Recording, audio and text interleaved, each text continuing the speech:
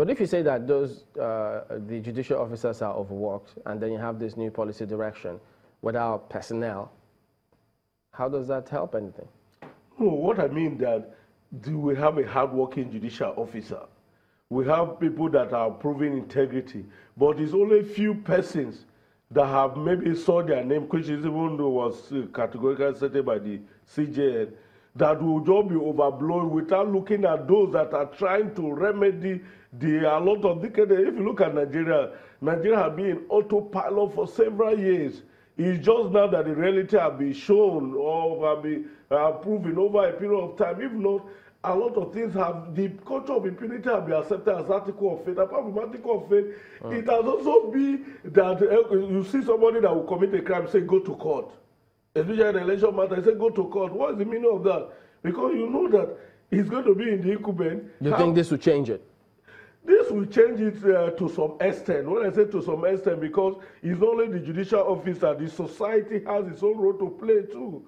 If I could bring in this part, is it just because some watching me wonder, wait a minute, so if this is happening with this kind of cases, corruption cases, what about regular cases? Do they still have to wait 3 years before you move forward in some cases, or even more?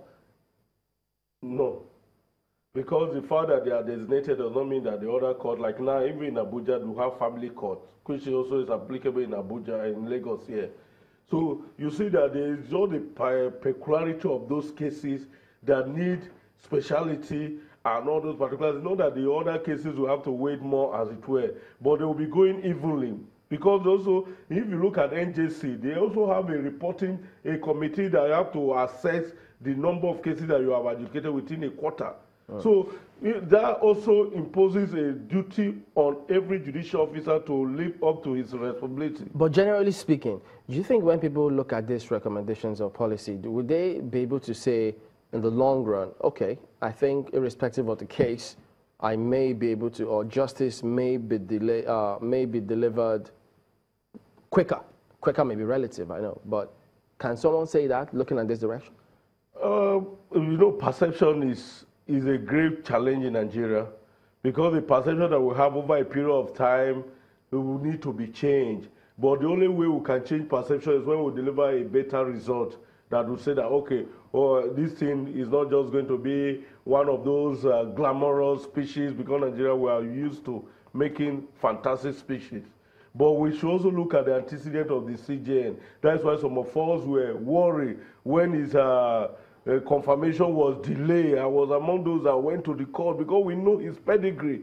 He does not have time for injustice or delay, as it were. He's somebody that is quick for substantial justice. If you look at the pedigree of the CJN, because the office of the CJN also determines what goes on within the period, as it were.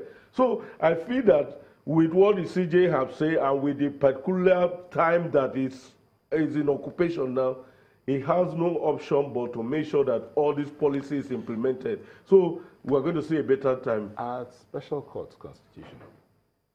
Special courts, they are constitutional. Constitutional in the sense that it's not, is the word special is used by me and you, as it were. It's a designation. Designation, okay, for instance, like election petition is a special court because of the peculiarity of the cases.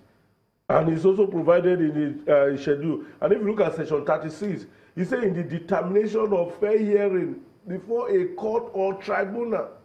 So there's a provision or a leeway for a special court to be created for purpose of addressing a peculiar issue. Okay, if you look at like the kidnapping and issue that is on the increase, you can designate a court for a special court for purpose of handling terrorism and kidnapping, which is also done in Abuja. And if you look at it, let's also be mindful of the fact that this is not the first time.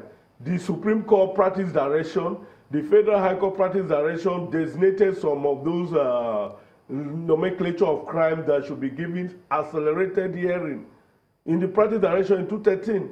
So before even which was a forerunner to the AJA.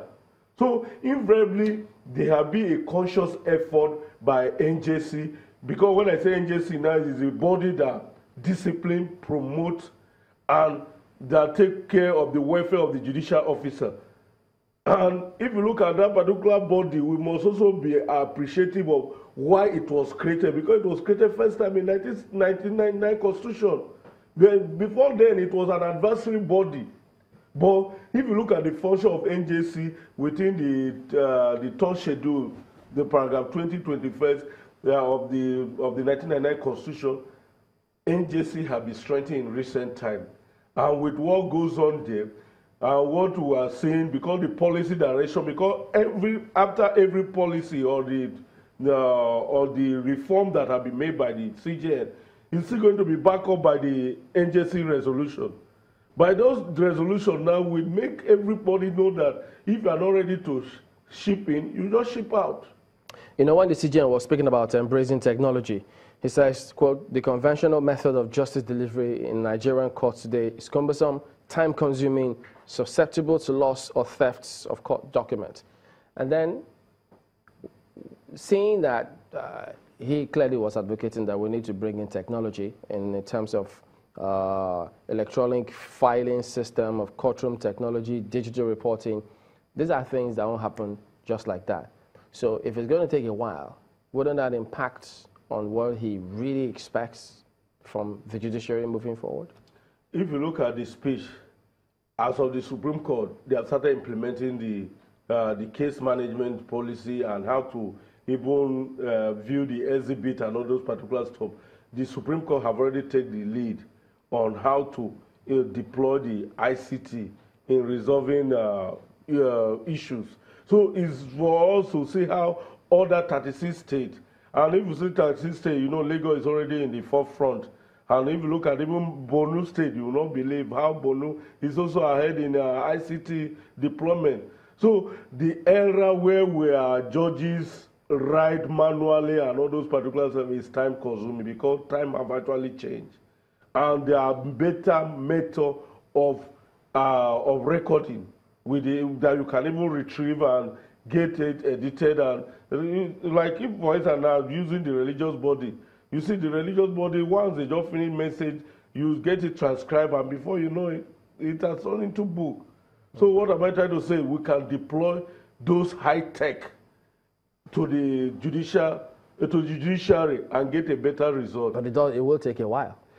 Not that it will take a while. It is just that if the resources is deployed, because it still involves the architectural design is going to be backed up by the monetary terms. It's not every state that is as buoyant as Lagos and Abuja.